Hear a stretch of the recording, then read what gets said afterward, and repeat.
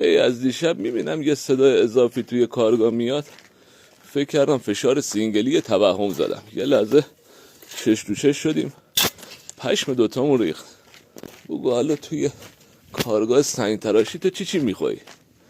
اگر سفارش سنگ داری از طریق پیج سفارش بده.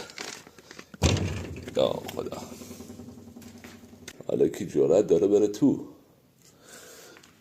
آی آی آی آی. آقای عفی جان،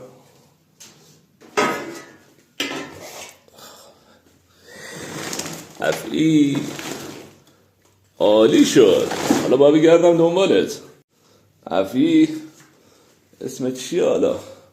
جسی اسم سگه. آقای جعفری نه عفی بیا بیرون، کاریت ندارم، میخوام باهات حرف بزنم.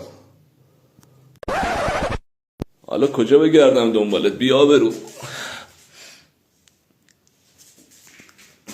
عفی جان، عفی ببین این ترابل 200 مال کیه اینجا رو زمین افتاده؟ بیا عفی.